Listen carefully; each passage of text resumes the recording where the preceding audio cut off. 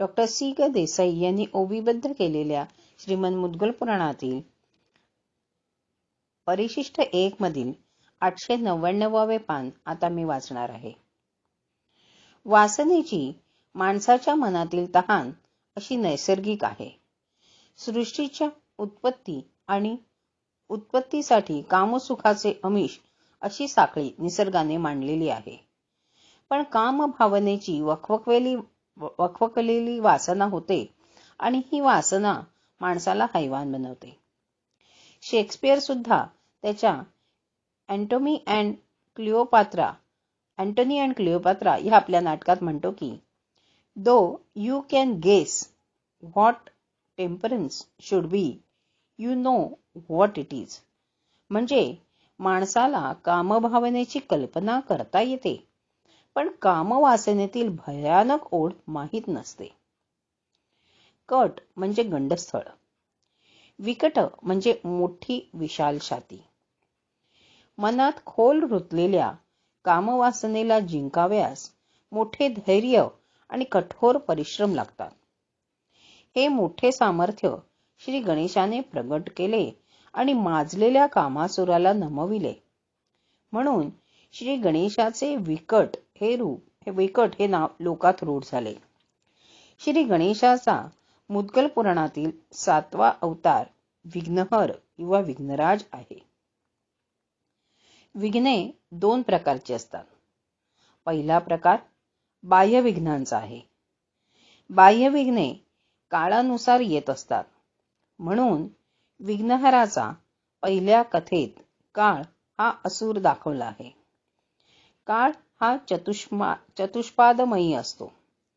बाह्य जागृती, आंतरिक स्वप्नमयी इच्छा असलेले मन शुद्ध आहे. पणाची जाणीव आणि जीवात्मा असे आपल्या व्यक्तिमत्वाचे 4 आविष्कार आहेत. काळाचा परिणाम या चतुष्पादमयी क्षेत्रात चालतो, पण ब्रह्म त्या पलीकडे आहे.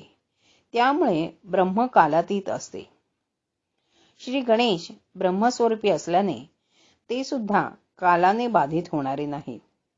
म्हणून काळरूपी विघ्नावर श्री गणेश खालील प्रकारे मात करू शकले. ततो गजानः साक्षात बिंदू ब्रह्मस्थितोऽभवत् चतुष्पादमयी शक्तिं हन्तुं विक्षेप सोऽन्तकम्. मुद्गल पुराण खंड 4 अध्याय 51 श्लोक 10.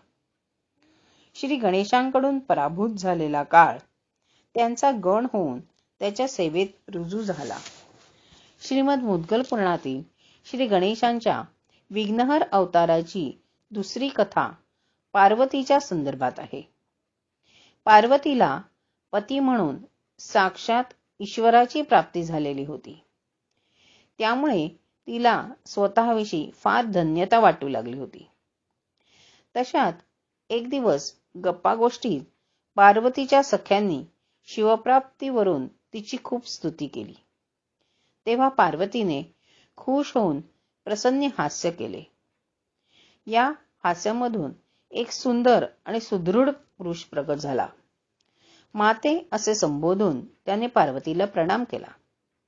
पार्वतीने या आपल्या पुत्राचे नाव मम असे ठेवले. पार्वतीने शंकराच्या मार्फत ममाच्या शिक्षणाची व्यवस्था केली. षडाक्षरी नाममंत्र तिने ममाला दिला. श्री गणेशाला प्रसन्न करून घेऊन ममाने निर्विघ्नता प्राप्त करून घेतली होती. ममाने जग पादाक्रांत केले होते. गुरुकन्या मोहिनीशी ममाने विवाह केला. गजांत वैभव ममाला मिळाले होते. आपले ममत्व असे उपजत आहे. श्री गणेशांप्रमाणे आपण सुद्धा जगन्माता पार्वतीचे पुत्र आहोत. पण मायेची मोहिनी आपल्या ममत्वाला चिकटलेली आहे. धर्म आणि अधर्म ही दोन्हीही मम आणि मोहिनी यांची अपत्ये.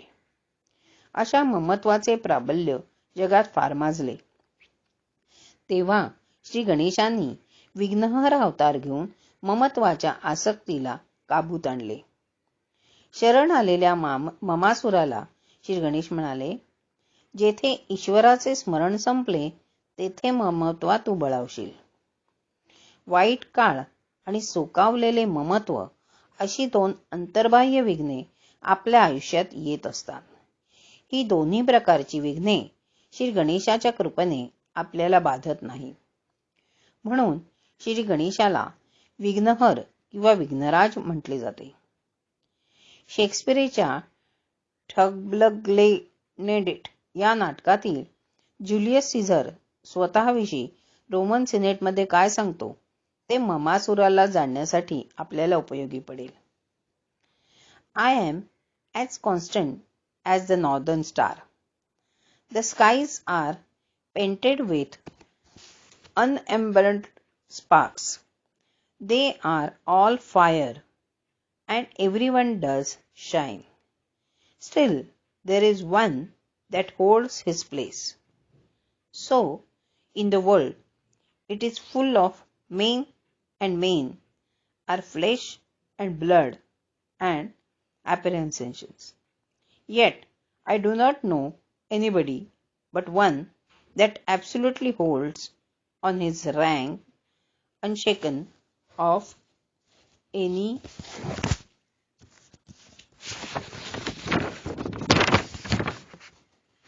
motion, and that I am.